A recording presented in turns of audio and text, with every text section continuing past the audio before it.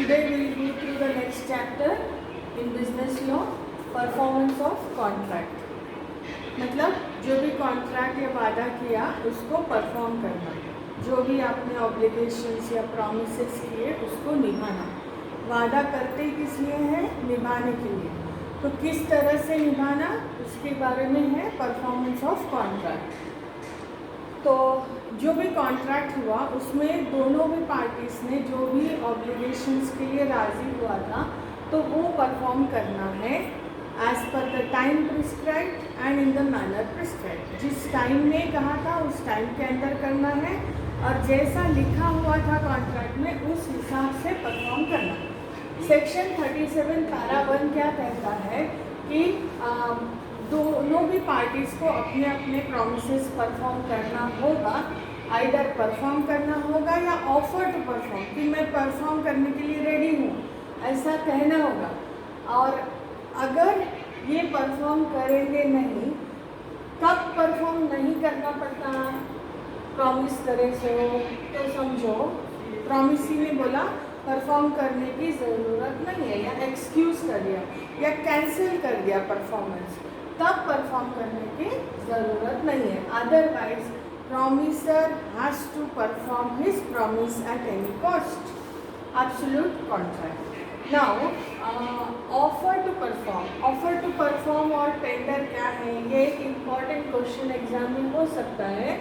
What is a tender और what is offer to perform और what is attempted performance. तो यहाँ पे क्या बात आती है? प्रॉमिसर बोलता है प्रॉमिसी को, yes I am ready to perform within the time and the manner prescribe, but promisee is not accepting. Promisee क्या कर रहा? एक्सेप्ट नहीं कर रहा उसका परफॉर्मेंस। ऐसे समय पर इसको बोला जाता है अटेम्प्टेड परफॉर्मेंस और tender. Promisor is ready to perform, offering to perform, but promise is not accepting the performance, so it is known as attempted performance or tender। Meaning हो गया अभी section 38 talks about the position of the parties. मतलब क्या? जब promiser promise perform करने को ready है और प्रॉमिसी एक्सेप्ट नहीं कर रहा है तो प्रॉमिसर अपने राइट्स को यूज़ नहीं करता है और प्रॉमिसर को फर्दर परफॉर्म करने की ज़रूरत नहीं है और प्रॉमिसी के अगेंस्ट केस भी डाल सकता है और जब डिफेंड करता है तो कॉस्ट भी क्लेम कर सकता है। तो tender is equal to actual performance हो गया ना। करता बोलकर ऑफर कर रहा है लेकिन प्रॉमिसी एक्सेप्ट नहीं कर रहा, तो tender offer to perform is equal to actual performance, क्योंकि प्रॉमिसर को फर्दर परफॉर्म करने की ज़रूरत नहीं है और प्रॉमिसी के अगेंस्ट केस भी डाल सकता है ब्रीच ऑफ कॉन्ट्रैक्ट के लिए कि प्रॉमिसी ने प्रॉमिस तोड़ा, वो मेरा परफॉर्मेंस एक्सेप्ट नहीं कर रहा है, ऐसा केस डाल सकता है। अभी हम देखेंगे requisites of a valid tender. मतलब जब टेंडर या ऑफर टू परफॉर्म कर रहे हैं तो क्या क्या चीज़ों की ज़रूरत है? सबसे पहले टेंडर कैसा वैलिड कब रहेगा? जब अनकंडीशनल हो।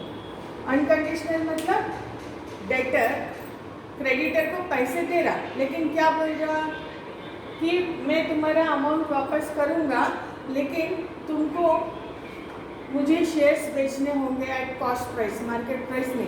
ऐसा कोई कंडीशन लगा के अगर परफॉर्म कर रहा है तो it's not a valid tender. Next, it must be for the whole of the quantity contract. जितनी अमाउंट की बात की गई थी, चाहे वो गुड्स हो या अमाउंट हो, पूरा देना चाहिए। इंस्टॉलमेंट में परफॉर्मेंस एक्सेप्ट नहीं होगा।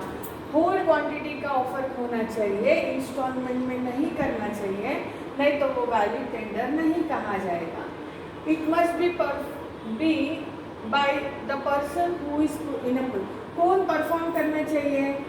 Who is in a position, मतलब प्रॉमिसर जो विलिंग है और जो पोजिशन में है परफॉर्म करने के।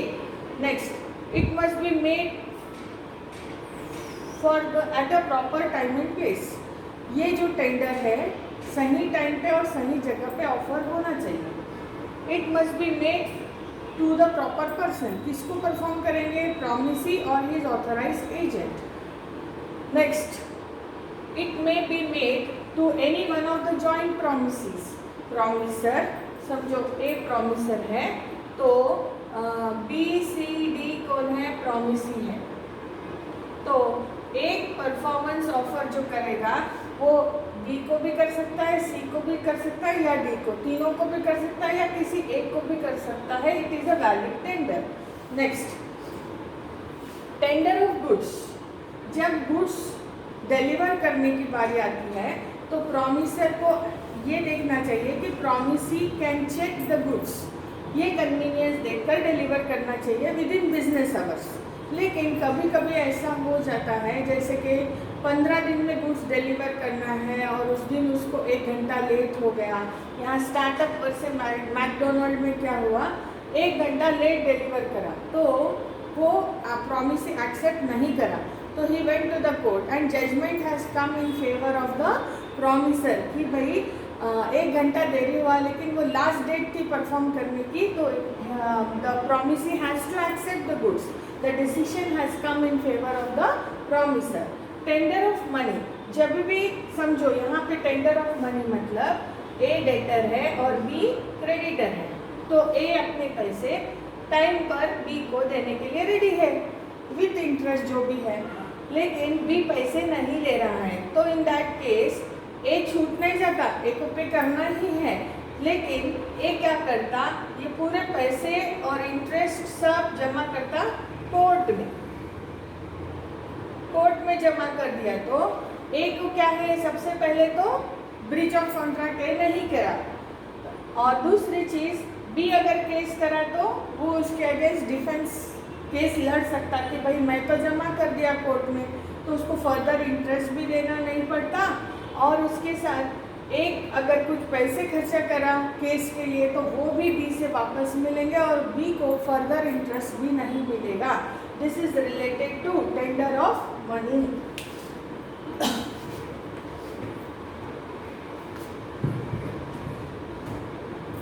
अभी हम देखेंगे when promisee is not to has not perform the when the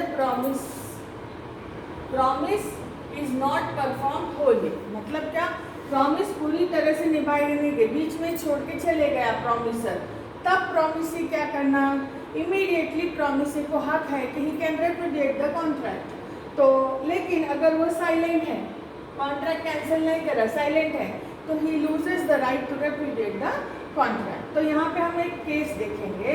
एक सिंगर है, सिंगर क्या करने वाला है, हर वीक 2 नाइट्स, ऐसा 2 मंथ्स का कॉन्ट्रैक्ट है, तो दो नाइट हर वीक गाना, तो ऐसे 6 नाइट्स गाए और हर नाइट का उसको 1000 रुपीज़ पेमेंट मिलेगा। तो 6th नाइट वो एब्सेंट है समझो, तो इमीडिएटली एम्प्लॉयर को क्या करना चाहिए, कॉन्ट्रैक्ट रेपुडिएट करना चाहिए। अगर खामोश बैठा और 7 को गाने दिया तो he can not cancel the contract, but he can claim the compensation. 6th night को कुछ भी नुकसान हुआ तो कॉम्पनसेशन क्लेम कर सकता है, और समझो कॉन्ट्रैक्ट रेपुडिएट हुआ तो जितने दिन गाया उतने दिन का उसको सिंगर को पैसे मिलना चाहिए, क्योंकि पर नाइट 1000 रुपये की बात हो गई थी। अब हम लोग नेक्स्ट केस देखेंगे। एक सर्वेंट काम कर रहा, अपॉइंट हुआ, हर महीने 6000 सैलरी पे, लेकिन ये सारी सैलरी उसको साल भर के बाद ही मिलेगी। अगर 6 महीने के बाद नौकर छोड़ के चला गया तो owner need not, master need not pay the money, because the contract was to pay the money only after the completion of 1 year. तो लेकिन सेक्शन 64 क्या बोलता है, अगर प्रॉमिसी कॉन्ट्रैक्ट राइटफुली रेपुडिएट करता है और प्रॉमिसी के पास प्रॉमिसर का कुछ बेनिफिट है, तो it has to be returned back under the restitution. No one can enrich oneself unjustly at the cost of the other. तो अगर कुछ बेनिफिट प्रॉमिसर का रहा हुआ है तो promisee has to return it back under section 64. Now we'll see the next thing, contracts which need not be performed. ऐसे कौन से कॉन्ट्रैक्ट्स है जिनको परफॉर्म करने की ज़रूरत नहीं है, जैसा कि section 56 when the contract becomes impossible. जैसे कि मान लो एक कॉन्ट्रैक्ट हुआ था ए और बी में, अगर समझो 2 कंट्रीज़ के बीच में, जैसे इंडिया में ए रहता है, बी पाकिस्तान में रहता है, दोनों में अगर वॉर छिड़ गई तो contract becomes impossible under section 56, so that contract need not be performed. Section 62 क्या बोलता है? नोवेशन. जैसे कि कॉन्ट्रैक्ट हुआ था ए और बी में, तो अब ये ए और बी में जो ओल्ड कॉन्ट्रैक्ट था उसके बदले में उन्होंने एक नया कॉन्ट्रैक्ट बनाया, तो ओल्ड कॉन्ट्रैक्ट क्या हो जाता? कैंसिल हो जाता. जो कॉन्ट्रैक्ट ए और बी के बीच में बना था, ओल्ड कॉन्ट्रैक्ट जाकर नया कॉन्ट्रैक्ट बनेगा, तो पुराना कॉन्ट्रैक्ट परफॉर्म करने की ज़रूरत नहीं. नोवेशन मतलब न्यू कॉन्ट्रैक्ट. अल्टरेशन मतलब कुछ चेंजेस, जैसे कि ए और बी में बात हुई, तो ए कौन है? डेटर और बी क्रेडिटर है, तो इसको 6 महीने में पैसे देना था बी को, लेकिन बी बोलता है ठीक है कोई बात नहीं 1 साल के बाद दे देना. तो एक्सटेंशन ऑफ टाइम, अल्टरेशन हो गया ना, तो पुराना वाला contract need not be perform. Section 64 voidable contracts avoided.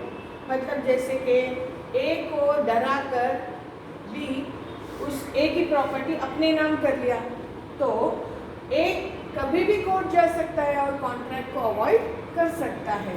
तो अगर ए ने कॉन्ट्रैक्ट अवॉइड किया तो contract need not be perform.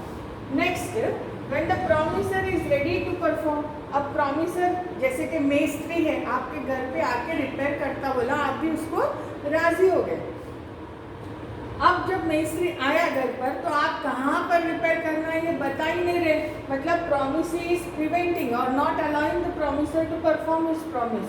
Then promisor can file a case for compensation. उसका जो भी नुकसान हुआ उसके लिए वो केस डाल सकता है और फर्दर परफॉर्म प्रॉमिसर को करने की ज़रूरत नहीं है. Promiser can रिपुडिएट the contract, need not be perform.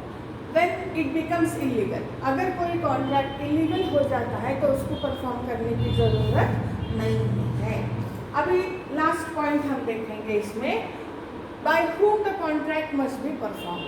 Actual असल में कॉन्ट्रैक्ट परफॉर्म किसको करना है? प्रॉमिसर को. जहाँ समझो पर्सनल स्किल्स इन्वॉल्व है. पर्सनल स्किल्स जैसे कि डॉक्टर है, सिंगर है, लॉयर है, तो वो काम उनका है, उनको ही करना है ना. जैसे कि सिंगर ही गाना गा सकता है, उसके बदले में कोई और नहीं गा सकता. डॉक्टर ही ऑपरेशन कर सकता है और उसके बदले में कोई और नहीं, क्योंकि विश्वास की बात आती है. तो पर्सनल स्किल्स जहाँ पर इन्वॉल्व है तो प्रॉमिसर ही करना. और समझो प्रॉमिसर की डेथ हो गई, the contract becomes void because it can not be transfer to anyone. अगर जहाँ पे पर्सनल स्किल्स इन्वॉल्व नहीं है तो कोई एजेंट भी कर सकता है. गुड्स डिलीवर करना है, बेचना है, तो ये कोई एजेंट भी कर सकता है on behalf of the promisor. समझो प्रॉमिसर की डेथ हो जाती है, in that case the legal representative has to perform the contract. Sometimes if promisee accepts, third party can also perform. जैसे कि मान लो ए बिल ड्रॉ किया बी के नाम पे, तो ड्यू डेट को ए पैसे किससे लेगा? बी से लेगा. लेकिन बी बोलता है भाई मेरे से नहीं, तुम सी से ले लेना. तो in that case she becomes the third party and from C A has to collect because A has accepted the performance from C. C is the third party. And last, जहाँ पर joint promiser है तो वहाँ पर कैसे performance देखना वो हम नेक्स्ट क्लास में देखेंगे. Devolution of joint rights and liabilities in the next chapter. Next point